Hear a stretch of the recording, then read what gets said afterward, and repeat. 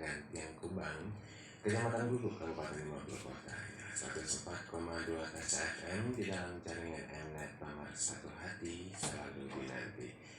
Selamat pagi sahabat semuanya dimanapun Anda berada. Di pagi hari ini tepatnya di edisi Jumat 11 Februari 2022. Dan pagi hari ini sahabat semuanya ditemani oleh Bang Chan di dalam program kita pastinya tabuh ya, tausiah subuh bersama Mari Pro. Baik, di pagi hari ini alhamdulillah Bang Chan sudah bersama Pak Ustadz kita yang telah sampai di studio. Dan selamat pagi semuanya buat sahabat sehat dimanapun Anda berada di pagi hari ini. Dan yang baru monitor selamat pagi juga. Dan seperti biasa juga Maka penerima atensi sahabat nanti 0823 86447488. Baik, sebelumnya kita sapa dulu Pak Ustadz kita. Assalamualaikum Pak Ustadz. Waalaikumsalam warahmatullahi wabarakatuh. Alhamdulillah sehat Pak Ustadz. Alhamdulillah sehat. Lama kita nggak ketemu di Lama ya? banget. Lama banget. Lama banget ya Pak. Oke baik, apa tema kita hari ini Pak? Insya Allah kita angkat hak sesama muslim.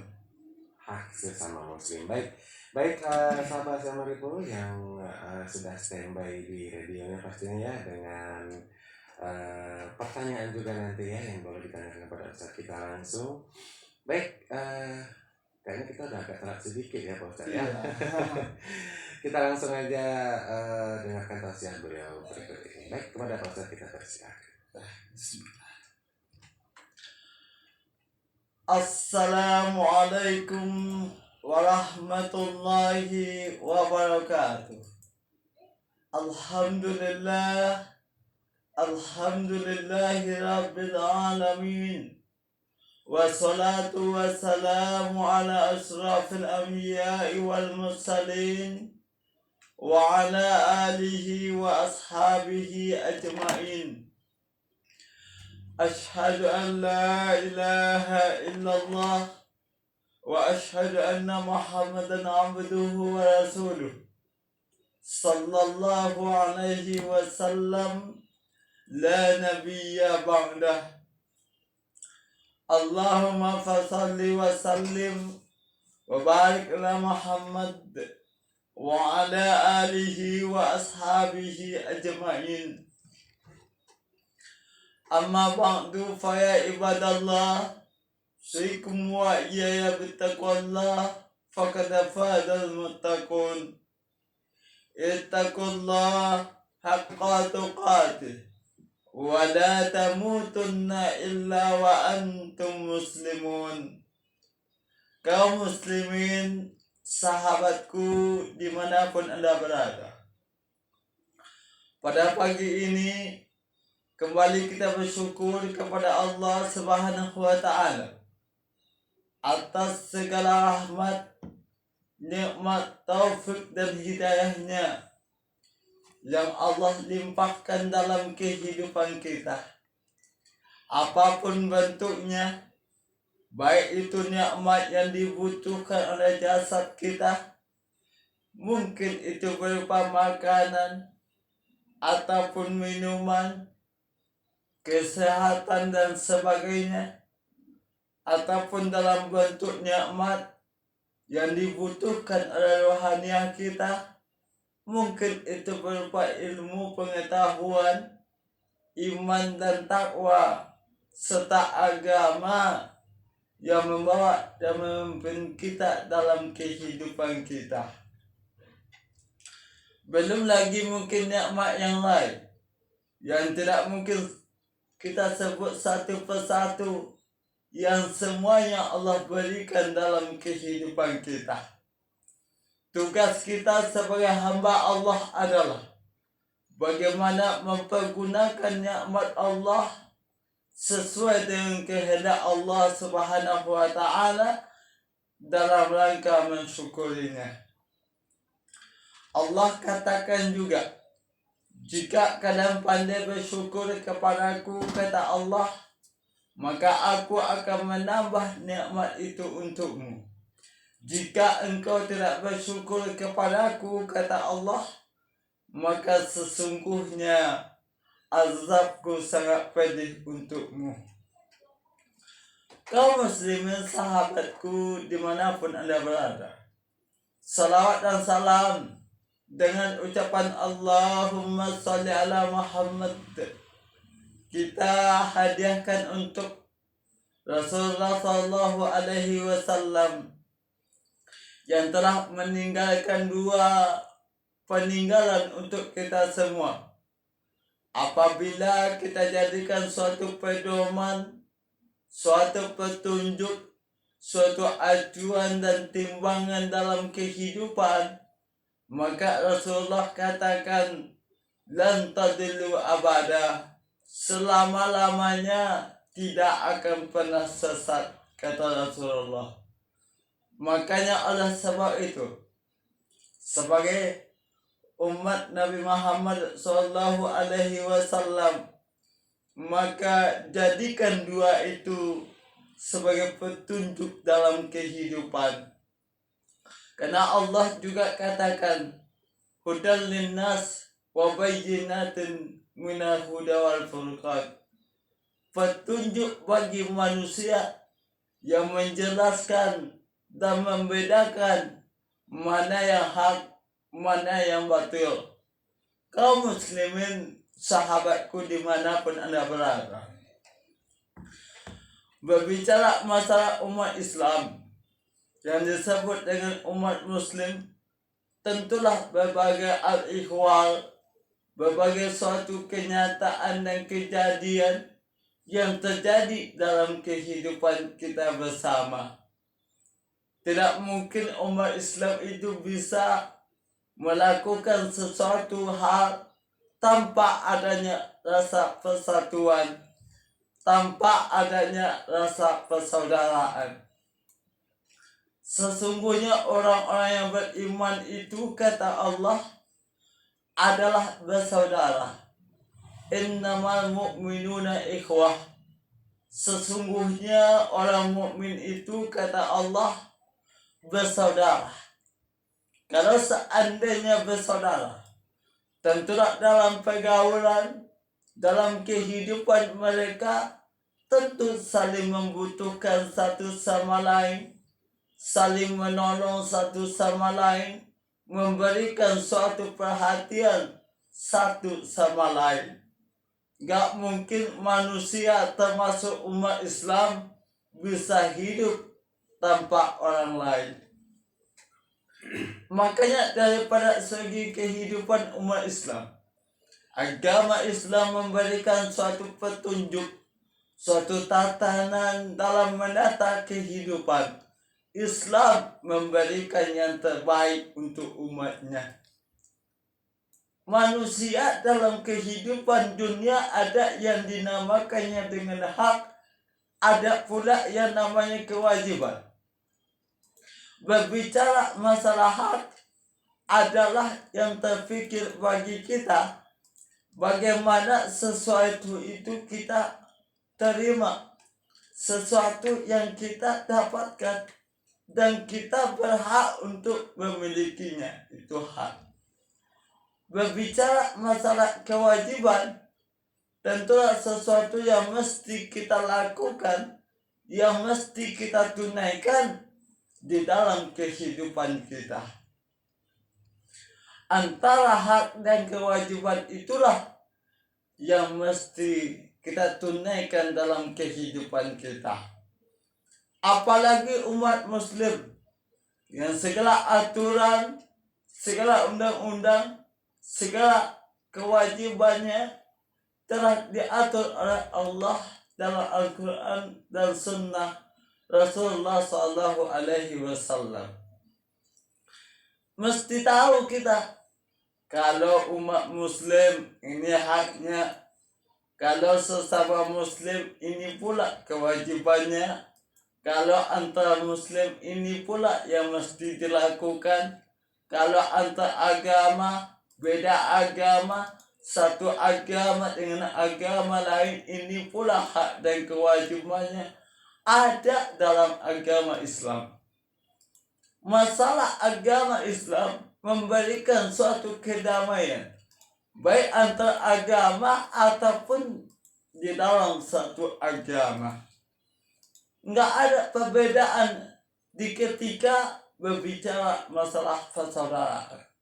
Semuanya sama, kecuali dalam hal agama. Kalau dalam hal agama memang berbeda. Agama Islam agama yang tegas. Lakum dinukum waliyadin. Bagimu agamamu dan bagiku agamaku, jelas dan tegas. Berbeda dengan suatu hal yang berkenaan dengan kehidupan manusia. Nggak penting orang itu muslim, nggak perlu non muslim, dalam hal tolong menolong satu sama lain.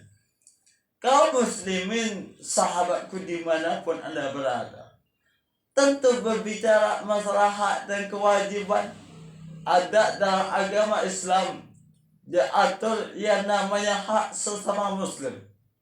Makanya tema yang kita angkat pada saat ini adalah hak sesama muslim. Kaum muslimin, sahabatku dimanapun Anda berada, tentu terfikir bagi kita, apa saja hak sesama muslim itu, atau bagaimana Islam memandang hak sesama muslim. Hak yang pertama bagi kita sesama muslim itu adalah ada yang namanya memenuhi undangan. Nah ini, memenuhi undangan, mungkin itu undangan pernikahan atau walimah, mungkin itu undangan acara syukuran, ataupun undangan acara akikah, ataupun undangan-undangan yang lain, dalam tanda kutip acaranya dibolehkan menurut agama Islam. Asalkan kita diundang untuk menemui suatu atau menghadiri suatu acara, wajib kita penuhi.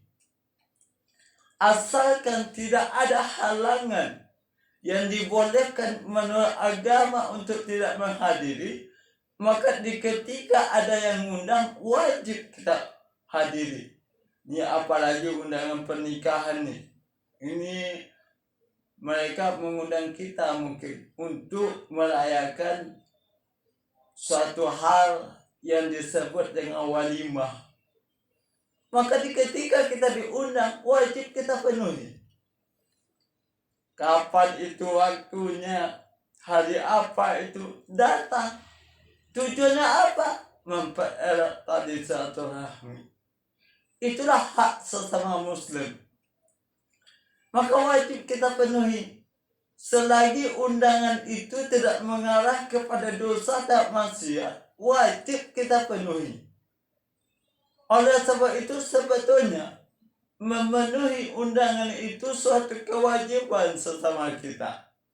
Dalam sebuah sunnah dikatakan, dan siapa yang tidak memenuhi undangan, maka ia telah maksiat kepada Allah dan Rasulnya. Nah ini hadis riwayat Bukhari dan Muslim, sahih.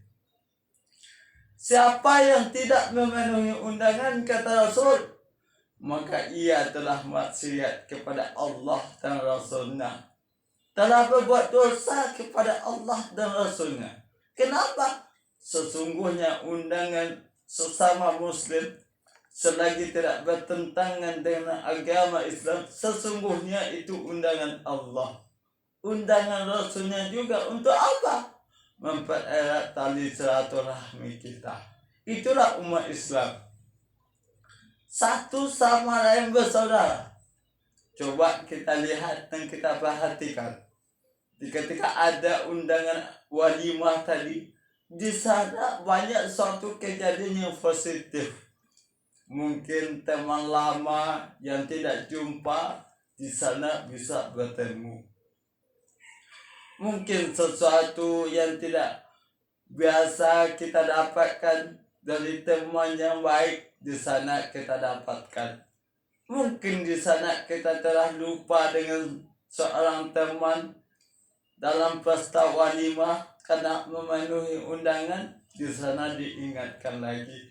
mempererat tali silaturahmi satu sama lain. Itulah gunanya bagaimana memenuhi undangan. Ini kadang-kala kita mentang-mentang undangannya hanya acaranya kecil, kita nggak datang. Nggak boleh seperti itu. Jangan pilih-pilih undangan atau acaranya, jangan. Asalkan kita diundang dan tidak ada halangan untuk tidak memenuhi undangan, dan asalkan acaranya baik menurut Islam, maka penuhi. Nggak penting bagi kita ini pestanya gede, pestanya mewah, lalu kita hadir. Ini pestanya hanya sekedar baca doa doang atau acara syukuran doang, kita nggak hadir. Nggak boleh seperti itu. Jangan pilih-pilih untuk menghadiri undangan. Asalkan undangan yang kita terima itu acaranya tidak bertentangan dengan agama, maka wajib bagi kita untuk memenuhi undangan. Kaum muslimin, sahabatku dimanapun Anda berada. Terus yang kedua, apa hak sesama muslim itu? Hak sesama muslim yang kedua itu adalah mengucapkan salam. Nah, ini penting. Mengucapkan salam apalagi ketika kita bertemu. Berjumpa dengan saudara kita, Assalamualaikum. Kita ucapkan ketika bertemu, Assalamualaikum.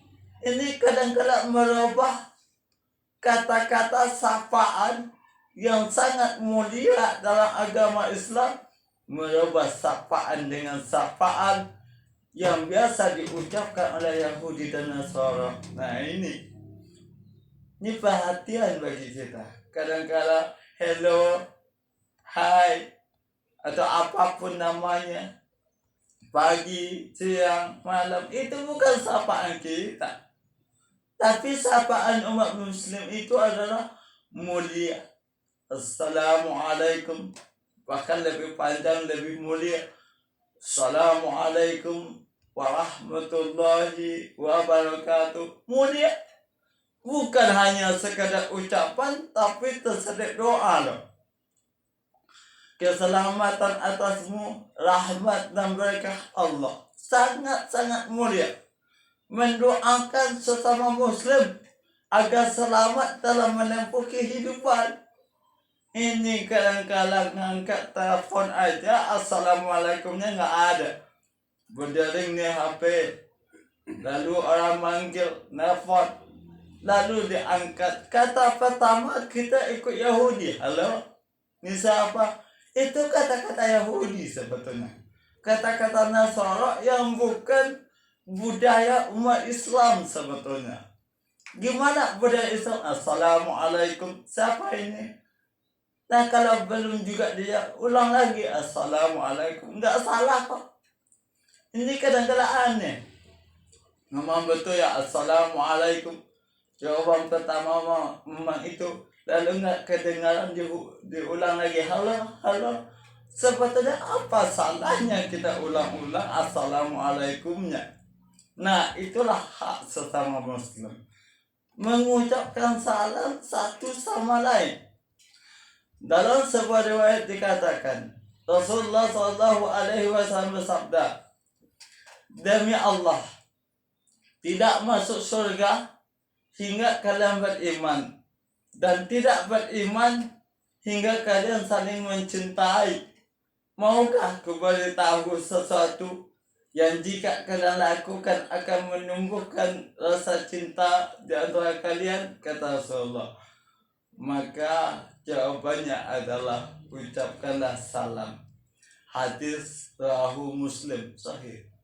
Ini menandakan bahwa Rasulullah SAW begitu mewajibkan kepada kita untuk mengucapkan salam. Di samping ucapannya yang mulia, ternyata salam juga bisa menimbulkan rasa kasih sayang di antara kita. Mendoakan satu sama lain, mengikat tali persaudaraan yang erat sesama umat muslim. Kaum muslimin sahabatku dimanapun Anda berada. Itu yang kedua, hak sesama kita muslim satu sama lain. Yang ketiga, apalagi? Ternyata ada yang dinamakan dengan memberi nasihat. Nah, kita dalam kehidupan nggak ada loh kita yang tidak bersalah.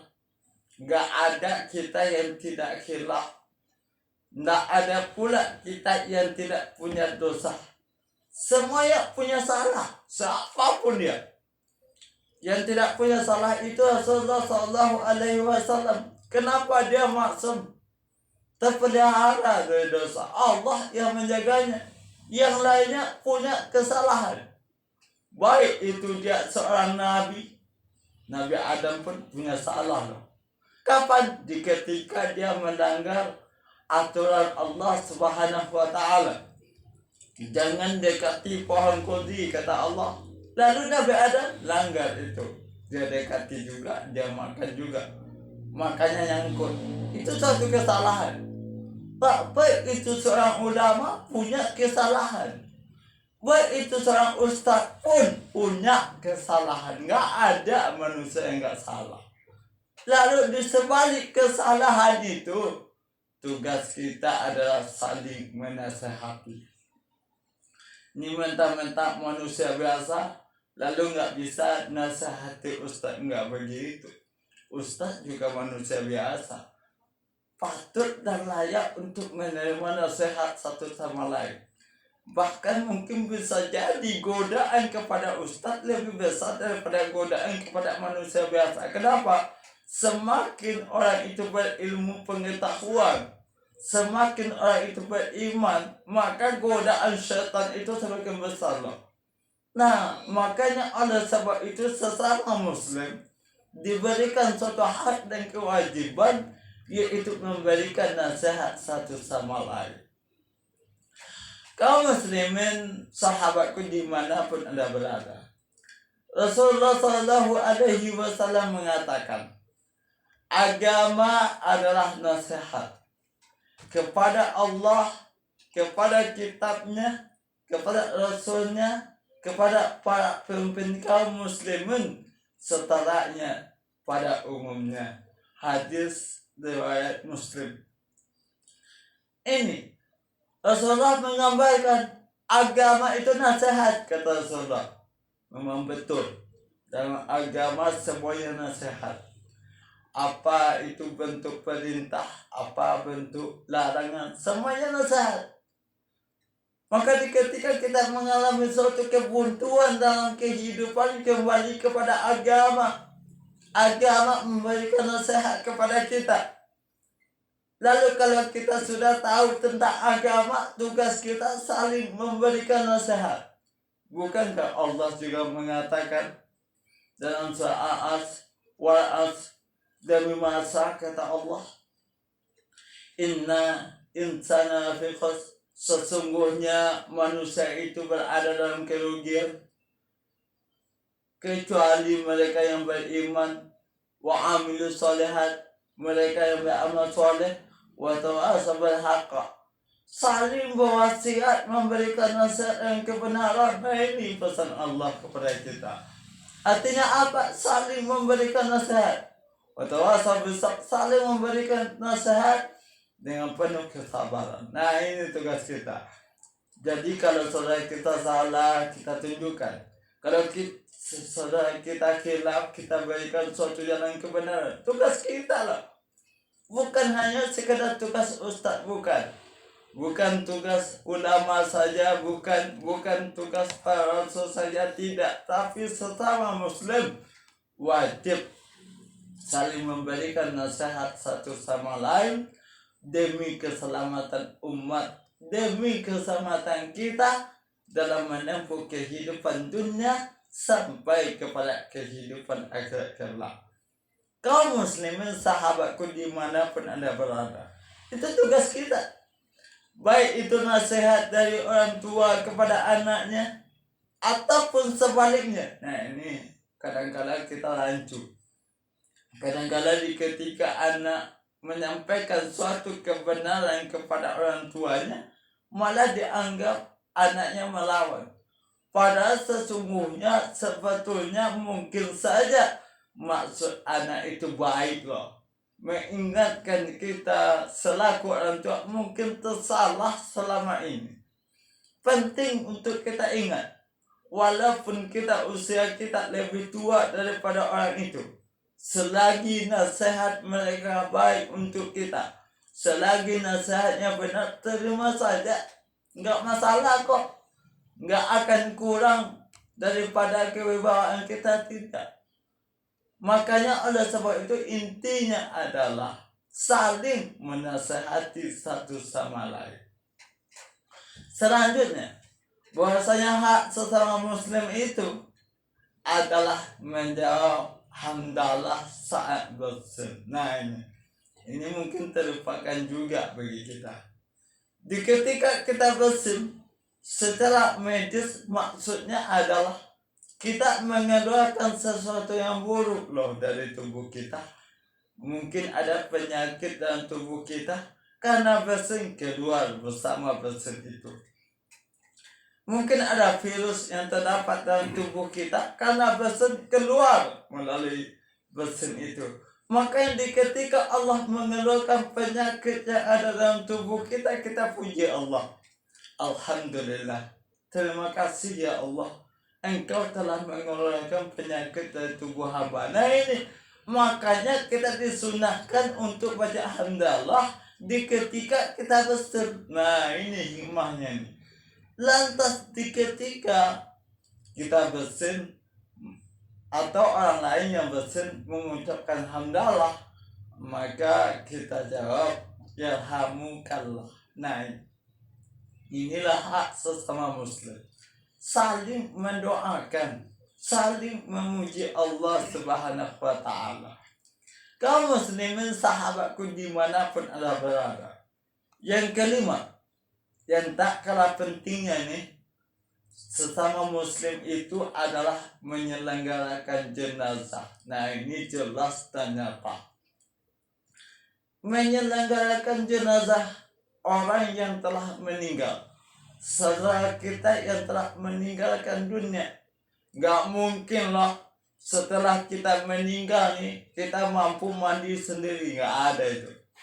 Atau ngafani sendiri, gak mungkin. Atau sholat sendiri, gak mungkin. Apalagi nguburin sendiri, gak ada itu. Maksudnya adalah sesuatu hak dan kewajiban kita satu sama lain antara muslim menyelenggarakan jenazah. Mulai daripada memandikan, setelah itu mengafani, setelah itu ikut nyolatkan, lalu menguburkan. Itu kewajiban kita sesama kita. Makanya di ketika itu, siapa yang mengantarkan jenazah kata Rasul hingga mensolatkan, maka baginya pahala 1 qiraat. Dan siapa yang mengantarkan hingga dimakamkan, maka pahalanya 2 qiraat. Sahabat bertanya, 1 qiraat itu berapa ya Rasulullah? Lalu Rasulullah mengatakan bahwasanya 1 qiraat itu bagaikan 2 gunung Uhud, luar biasa loh. Kalau kita sampai menyolatkan dapat 1 qiraat. Kalau kita sampai menguburkan dapat 2 qiraat. 2 atau 4 pahalanya itu sama dengan 4 atau 4 kali sebesar gunung Uhud. Wah luar biasa.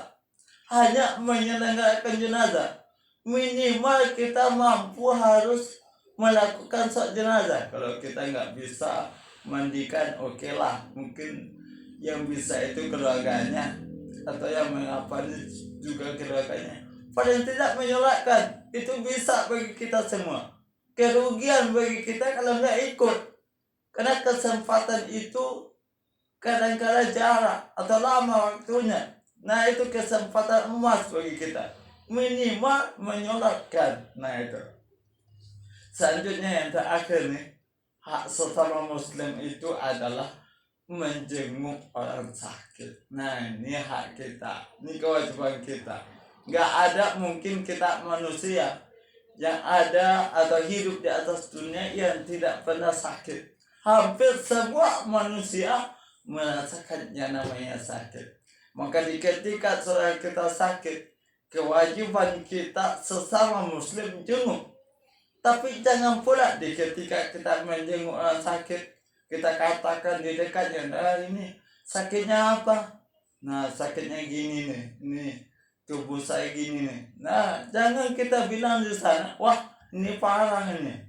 So, teman saya sakitnya seperti ini juga. Lalu langsung mati sehari setelah itu dengan seperti itu. Enggak boleh.